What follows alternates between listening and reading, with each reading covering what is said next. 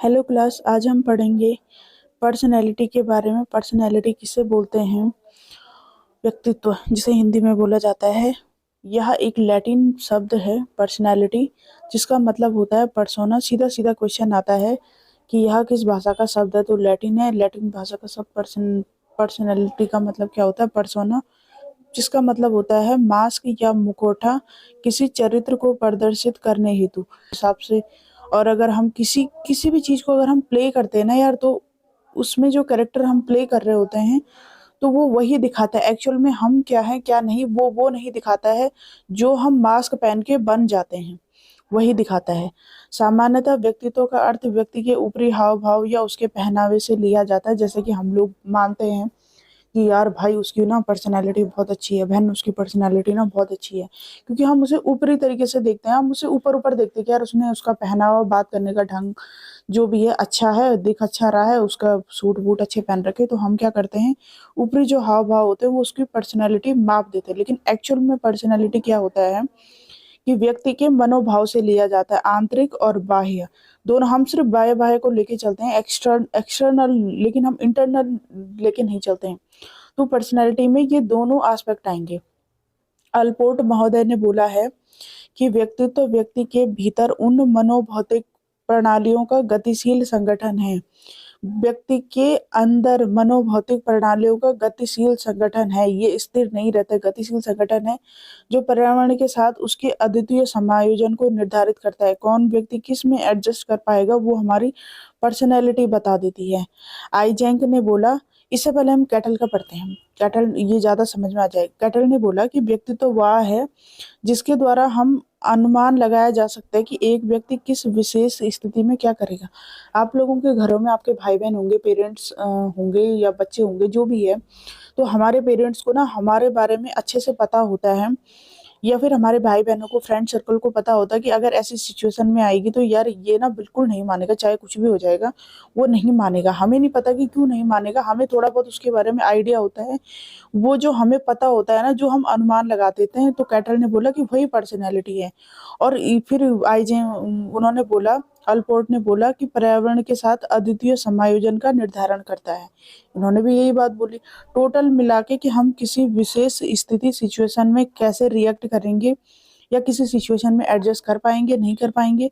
Eysenck ने बोला कि व्यक्ति किसी व्यक्ति के चरित्र, स्वभाव, बुद्धि और काया का कामोवेश है, स्थिर और स्थायी संगठन है जो उसके वातावरण के साथ उसके समायोजन को निर्धारित करता है। फिर इन्होंने बोला कि जो पर्सनैलिटी है वो हेरिडिटी इनटू एनवायरनमेंट का मिला जुला स्वरूप है। मतलब हमें कुछ हेरिडिटी से मिलता है और कुछ हमने इन्वायरमेंट से गेन किया, तो बराबर जो भी मिला हम उसका निचोड़ बोलेंगे कि पर्सनैलिटी। ठीक है। फिर व्यक्तित्व के प्रकार है, क्रैसमर के अनुसार अलग हैं। शेल्डन ने अलग दिया, विलियम जेम्स ने अलग दिया, न्यूमैन तथा स्टर्न ने अलग दिया। मनोविश्लेषण वादी युंग या जुंग बोला जाता है, और आधुनिक वर्गीकरण। अब हम एक एक करके इनको पढ़ते हैं। क्रैसमर ने 4 टाइप के बताए। एक पिकनिक बताया, दूसरा एस्थेनिक बताया, तीसरा एथलेटिक्स बताया, तीसरा डाइप्लास्टिक बताया। जो इन्होंने पिकनिक प्रकार का बताया ना क्रैसमर ने।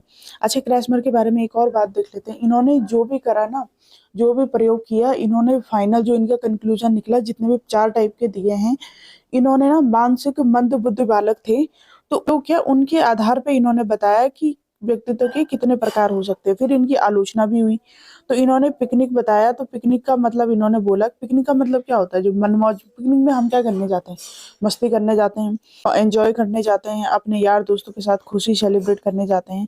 तो इन्होंने बोला कि जो पिकनिक टाइप के पर्सनैलिटी होगी ना, उनका छोटा कद होगा, साहसी होंगे, छोटे होंगे और गोल आकृति के होंगे।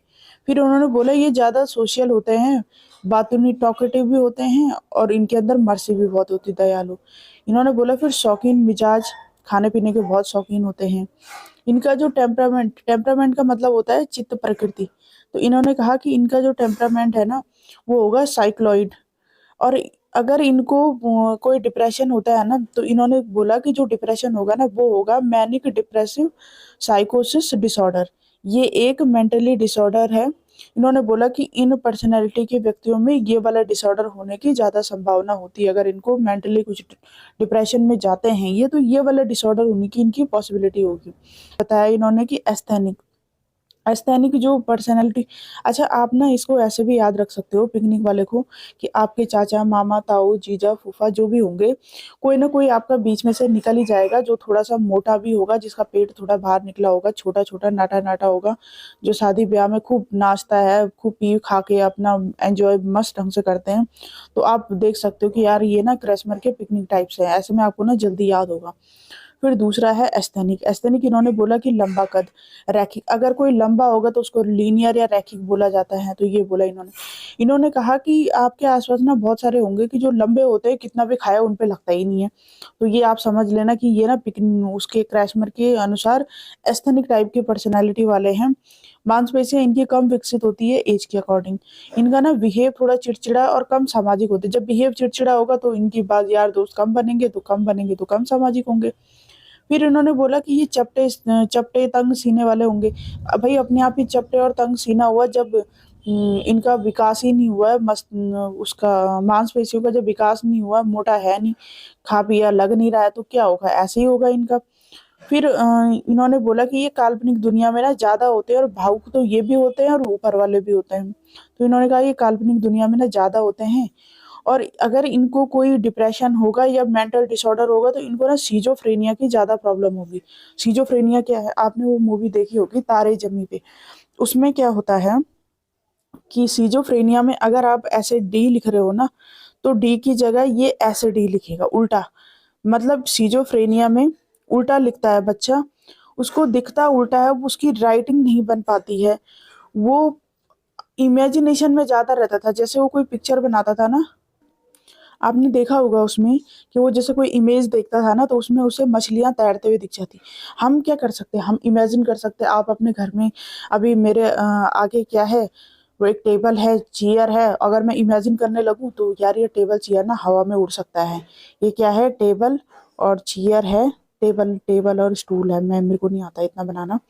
तो ये क्या है, हवा में उड़ रहे हैं, और हवा में उड़ के ना इनके ऊपर बहुत सारे कुछ बैठ रखे हैं, फंगल बैठ रखे हैं, बैक्टीरिया बैठ रखे हैं, वायरस बैठ रखे हैं, उनकी अलग-अलग शेप है, कोई बिल्कुल ऐसे काँटे वाला वायरस है, ऐसे करके मैं सोच सकती हूँ, ये क्या है इमेजिनेशन। आप इमेजिन कितना भी कर सकते हो, या आप सोच सकते हो कि इसके ऊपर ना कोई मॉन्स्टर बैठा है, या इसके ऊपर कोई क्या है, परी बैठ रखी है, या फिर कोई क्या राजा बैठ रखा है। आपकी कल्पना शक्ति कितनी ज़्यादा हो सकती है? इन्होंने बोला कि जिनकी कल्पना शक्ति ज़्यादा होगी वो मतलब व्यक्तित्व वाले एस्थेनिक कहलाएँगे। कल्पना काल्पनिक दुनिया का एक और एग्ज़ाम्पल देती हूँ, जो हैरी पॉटर मूवी है ना, उसकी जो राइटर है जेके रॉलिंग, उनकी इतनी ज़्यादा इमेजिनेशन पावर है उनकी, कि उन्होंने जो हैरी पॉटर मूवी लिखी है, नोवेल नोवेल पे मूवी बनी है। तो उसमें ना जब आप देखोगे ना, तो उसने जो-जो फैक्ट बताए, ऐसा लगता है यार कि हमारी ना रियल लाइफ में ऐसा होता है, और हमारे आस-पास वाक़ई में कोई मैजिक है, मतलब कर रहे हैं ऐसे करके। तो उन्होंने उस मूवी में इंसान को मगलू बोला था, तो हम लोग काफ़ी टाइम तक हम दोनों भाई-बहन एक-दूसरे को चिढ़ाते थे कि तू मगलू है, इस तरीके से। तो ये भी एक बात है इमेजिनेशन की। फिर बताया इन्होंने तीसरा टाइप, एथलेटिक्स। एथलेटिक्स इन्होंने बोला है, चाहे वो क्रिकेटर हो, चाहे वो रेसर हो, चाहे वो कुछ भी, जितने भी एथलेटिक्स आते हैं, उनका बॉडी क्या होता है, बैलेंस होता है, मांसपेशियाँ विकसित होती है, वो चंचल भी नहीं होते हैं और गंभीर भी नहीं होते, एवरेज होते हैं। हर सिचुएशन में एडजस्ट कर लेते हैं। आपने देखा होगा कि जब स्पोर्ट्स टीम जो जाती है, तो बेचारे कैसी-कैसी सिचुएशन में, अब तो ट्रेन में उनको रिज़र्वेशन सीट नहीं मिल पाती, रिज़र्वेशन तो नहीं, रिज़र्व सीट नहीं हो पाती उनके लिए, तो वो हर सिचुएशन में एडजस्ट कर लेते हैं। इन्होंने बोला कि जो एथलेटिक्स टाइप की पर्सनैलिटी होगी, वो न्यायप्रिय होते हैं और कम आराम पसंद होते हैं। अगर वो आराम करने वाले होंगे तो उनकी बॉडी कैसे बनेगी? जब बॉडी नहीं बनेगी तो वो स्पोर्ट्स में कैसे जा पाएँगे? तो एथलेटिक्स टाइप की पर्सनैलिटी था। इसीलिए इनको ना सोशल प्रेस्टीज काफ़ी मिलती है, और इनको एम्फीवर्ट बोला इन्होंने। जो ये चित्त प्रकृति की बात कर रहे थे ना, टेम्परामेंट, तो इन्होंने वो एम्फीवर्ट बोला। फिर बोला कि भई ऐसे भी तो हो सकता है कि इनकी आलोचना हुई, फिर इनको बोला कि ऐसा भी तो हो सकता है कि जो ऊपर किसी में ना आए, फिर वो किस में आएगा? फिर इन्होंने बोला कि डिस्प्लास्टिक या डाइप्लास्टिड, इन्होंने बोला कि मिश्रित काय। अभी तक गोलकाय, लंबकाय ऐसे था, स्थूलकाय ऐसे था। फिर उन्होंने बोला कि जो किसी में ना आए ना जिसमें तीनों के गुण हो, तो इन्होंने बोला कि तीनों का मिला जुला स्वरूप मिश्रित काय। ये अनुचित शारीरिक अनुपात वाले, इसमें इन्होंने बोला, उनमें तो ऊपर था, 3 में मानसिक मंद रूप से इन्होंने इसको डिस्क्राइब किया था। फिर इन्होंने बोला कि इसमें जो डिस्प्लास्टिक, इनमें इसमें रखा उन्होंने डिसेबिलिटी को, कि जिन पर्सन को डिसेबिलिटी होगी, जिन बच्चों को डिसेबिलिटी होगी, वो इसमें आएंगे। तो तीनों का मिला जुला स्वरूप होगा, जो व्यक्ति ऊपर में से किसी में ना आए, तो ये मिश्रित काय में क्या आ गया कि दिव्यांग बच्चे आ गए। फिर आए शेल्डन साहब। शेल्डन ने बोला कि यह मानसिक रोग से ग्रसित व्यक्तियों की व्याख्या करने में भले ही सफल हो, लेकिन सामान्य नहीं। आपने जो 4 टाइप के जो पर्सनैलिटी के प्रकार बताए हैं, यह मानसिक मंद या मानसिक रोग से ग्रसित व्यक्तियों के लिए तो ठीक है, लेकिन जो नॉन डिसेबल्ड है या जो सकलांग है, जिनको कोई प्रॉब्लम नहीं है, उनके लिए क्या है? तो फिर शेल्डन ने क्या किया कि किसी बुक में तो है कि इन्होंने 4000 कॉलेजेस से फोटो मंगाई, नेकेड फोटो बच्चों की। और किसमें है कि कुछ सभ्य कपड़ों में, मतलब कुछ कपड़े पहन रखे थे उन्होंने, उसमें फोटो खींची और उस पे इन्होंने फिर रिसर्च किया। तो इन्होंने फिर बताए शेल्डन ने, तो शेल्डन ने 3 टाइप के बताए, 3 प्रकार के व्यक्तित्व बताए। पहला इन्होंने बोला कि एंडोमॉर्फिक, एंडो नाटे और पेट आगे, शारीरिक गठन गोलमोल, हंसमुख, शौकीन मिजाज, आराम पसंद, क्रैसमर के ये पिकनिक टाइप से मिलते हैं। और इन सब का अगर आप डिक्शनरी में एक वर्ड देखोगे तो इसको बोलते हैं विसरोटोनिया। तो आता है क्वेश्चन की विसरोटोनिया कौन सी? मीजोमॉर्फिक दूसरा है, मीजोमॉर्फिक। इसमें क्या है, आयताकार बोला इन्होंने। आयताकार कैसे होते हैं? शरीर हुष्ट पुष्ट होता है, हड्डियां मांसपेशियां विकसित होती है, एक्टिव होते हैं, पावरफुल होते हैं, गुस्सैल या रिस्क वाले होते हैं, उपलब्धि का स्तर उच्च होता है, साहसी, ऊर्जावान, दृढ़ निश्चयी। और सोमेटोटोनिया का एक वर्ड, जैसे ऊपर विसरोटोनिया था ना गोलकाय का, तो आयताकार का है सोमेटोटोनिया। क्वेश्चन पूछा जाता है कि गुस्सैल या रिस्क वाले कौन से व्यक्तित्व होते हैं? आयताकार दे देगा आपको, लंबाकृति दे देगा, गोलकाय दे देगा। तो ये है। फिर तीसरा है, इसमें मांसपेशियां या संचार कीवर्ड बना रखा है मैंने। तो मांसपेशियां संचार का क्या होगा कि जब ये एक्टिव होंगे तो इनकी मांसपेशियां भी होगी, पावरफुल होंगे तो भी मांसपेशियां अच्छा, गुस्सैल रिस्क वाले होंगे तो कम्युनिकेशन अच्छा होगा। तो इन्होंने फिर ये बोला। फिर है तीसरा एक्टोमॉर्फिक। एक्टोमॉर्फिक तंत्रिका, तंत्र या ब्रेन कीवर्ड है। शारीरिक गठन दुबला पतला, मांसपेशियां अविकसित, सिलेंडर की तरह होता है, पतले से, ऐसे ही तो होता है सिलेंडर, पतले से होते हैं, अकेले होते हैं, संकोची, नाजुक स्वभाव, संवेदनशील, सेंसिटिव होते हैं। ये ज्यादातर कला प्रेमी या अंतर्मुखी होते हैं। हमारे एक सर थे, वो बेचारे बहुत पतले से थे। अब मुझे, मैं तो उन्हीं से जोड़ के पढ़ती हूँ। वो पतले से थे, कमजोर से थे, लेकिन उनकी ड्राइंग जो थी ना वो बहुत बढ़िया थी। इतनी बढ़िया ड्राइंग बना लेते थे कि उनको पेंसिल पकड़ने की जरूरत भी नहीं थी। और भी होंगे उनके जैसे, लेकिन एक्टोमॉर्फिक मैंने उन्हीं से याद कर रखा है, या उन्हीं से हम लोग मैं उसको देखती हूँ। तो जो कीवर्ड है तो ये तंत्रिका, तंत्र या ब्रेन।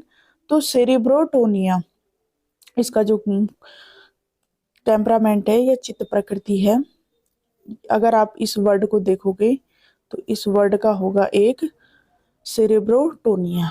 तो ये हो गया शेल्डन के 3 प्रकार। अब आए जुंग। जुंग या युंग दोनों बोला जाता है। इन्होंने बोला कि व्यक्तित्व होता है इंट्रोवर्ट, एक्सट्रोवर्ट। इंट्रोवर्ट क्या होते हैं? जो खुद में कम बोलना पसंद करते हैं। एक्सट्रोवर्ट ज्यादा बातूनी होते हैं। अब इसको आगे डिटेल में देखते हैं। तो इंट्रोवर्ट चिंतनशील, एकाकी, समय का सदैव ध्यान रखते हैं, बिल्कुल टाइम टू टाइम अपना सारा काम करते हैं, हंसी मजाक, लोकप्रियतावादी ये नहीं होते हैं, हंसी मजाक वाले नहीं होते हैं। इंक्लूडिंग मैं भी किसी में से हूँ, मैं कम हंसी मजाक पसंद करती हूँ। तो कम बोलना, और ये बुकिस्ट मतलब किताबी कीड़ा, अपने मतलब अपने काम में काम रखते हैं, किसी और से ज्यादा मतलब नहीं। स्वयं के लिए चिंतनशील, शांत मुद्रा में, अपने भविष्य के बारे में, अपने लिए देखो, जो इंसान ज्यादा बात करेगा, हमारी सबसे ज्यादा एनर्जी किस में जाती है? बात करने में। और जब इंसान बात करता है ना, तो अगर वो अपनी बात कर रहा है तो कितना कर लेगा वो दूसरे से बात? कम बात करेगा। लेकिन जब वो दुनिया की बात कर रहा है तो अपने आप को खो देगा। तो स्वयं के लिए चिंतनशील वही व्यक्ति होगा जो कम बोलचाल पसंद करेगा किसी और से। शांत मुद्रा में बैठा रहेगा तो सोचेगा कुछ, अपने लिए ही सोचेगा। तो ये क्या है, एकांकी होते हैं, चिंतनशील होते हैं, किसी से ज़्यादा बात पसंद नहीं करते। और इंट्रोवर्ट में क्या होता है, अपनी बात को कम बताना पसंद करते हैं। ये तो अच्छे इसमें एक वर्ड, एक लाइन आती है कि ये अच्छे लेखक हो सकते हैं पर अच्छे वक्ता नहीं। वक्ता मीन्स सुनने वाले। जो इंसान कम बोलना पसंद करता है तो वो कम सुनना भी पसंद करता है। मुझे तो ऐसा लगता है, और मैं भी ऐसे ही हूँ। मैं जब फालतू बोलती नहीं हूँ, मुझे नहीं अच्छा लगता है ज़्यादा बात करना, तो मुझे फालतू सुनना भी पसंद नहीं है। तो ये इंट्रोवर्ट नेचर के इंसान जो कि जुंग ने बोला। फिर है एक्सट्रोवर्ट। एक्सट्रोवर्ट क्या होते हैं, सबको प्रसन्न करने वाले, वाचाल या भावुक। ये सबके साथ घुल मिल के रहते हैं। आशावादी बहुत होते हैं कि अरे हो जाएगा, सिलेक्शन होना होगा, अरे नहीं नहीं हो जाएगा यार। वातावरण के साथ अनुकूल कर लेते हैं, मतलब जैसे भी चले जाओ बात नहीं होते। अच्छे वक्ता भी हो सब, अच्छे वक्ता भी होंगे।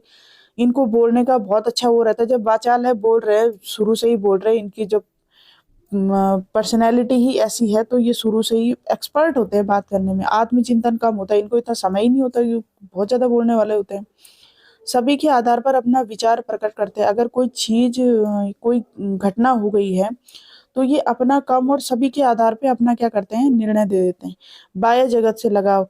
जब ज्यादा बात कर रहे तो औरों से लगाव हो गई। स्वयं की चिंता नहीं, प्राय चिंता मुक्त। ये अपनी चिंता में कम रहते हैं।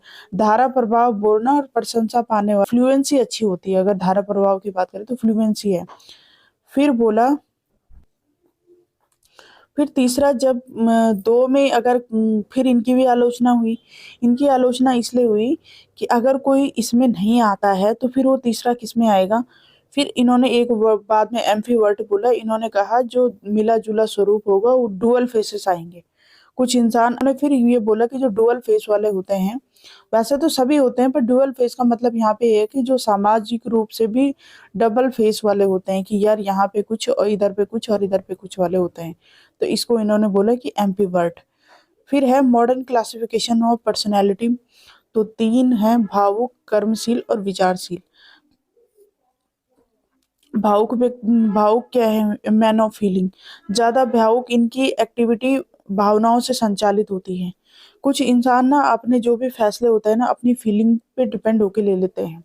तो इनको इन्होंने बोला कि भावुक व्यक्ति, जैसे आपके घर में कोई आ गया और आपसे आपका टाइम मांग रहा है, तो कुछ पर्सन क्या होंगे कि बोलेंगे नहीं मेरे पास नहीं है। कुछ बोले अरे यार वो तो दया में है, उसको कर लो यार, कोई बात नहीं, मदद कर लो। आपको रास्ते में चलते हुए दिखाई दिया, आपका एग्जाम है और एग्जाम तो हम नहीं छोड़ सकते, लेकिन अपने पैसे वैसे दे देंगे कि कोई बात नहीं। मेरे साथ तो बहुत होता है ये चीजें कि मैं बिल्कुल वो कर लेती हूँ। कल ही की बात है, मेरे को एक लड़का आया और बोला कि मैं जोमेटो में काम करता हूँ और मेरे गाड़ी का तेल खत्म हो गया। मैंने उसे कुछ पैसे दिए। जैसे ही वो थोड़ा सा आगे गया, पहले तो वो घसीट के ले जा रहा था, पैदल चल के ले जा रहा था बाइक को, और जैसे ही मैंने उसे पैसे दिए तो उसने बाइक स्टार्ट करी और एकदम से भाग गया। तो मैं इसमें आती हूँ। फिर है मैन ऑफ एक्शन। रुचि रचनात्मक कार्यों में अधिक, हर समय क्रिएटिविटी। कुछ इंसान जो हर टाइम क्रिएटिविटी, कुछ भी दिख जाए, जैसे इंटीरियर डेकोरेटर जो होते हैं ना, इंटीरियर डिजाइनर जो होते हैं, उनको आप कुछ भी कूड़ा कचरा दे दो, वो क्या कर लेते हैं, उसी से कुछ ना कुछ बना लेते हैं। आपने होटल रेस्टोरेंट में भी देखा होगा, ये गाड़ी के टायर होते हैं, उनके अंदर उन्होंने बिल्कुल वो पत्थर कंकड़ भरे रहते हैं, और वेस्टेज ही तो है, वो खराब टायर होते हैं, घिसे हुए टायर होते हैं, तो उनसे वो बना लेते हैं क्रिएटिविटी। फिर है मैन ऑफ थॉट। उच्च कोटि के विचारक किसी कार्य को करने से पहले भली भांति सोच विचार करते हैं। कुछ इसमें आएंगे, ये आधुनिक वर्गीकरण है। तो इसमें वो पर्सन आएंगे कि उच्च कोटि के विचारक जो हर बात पे विचार करते, किसी कार्य को करने से पहले भली भांति सोच विचार करते हैं। तो ये आएंगे इसमें। यहाँ तक किसी को कोई डाउट हो तो प्लीज मुझे बताइएगा। Thank you.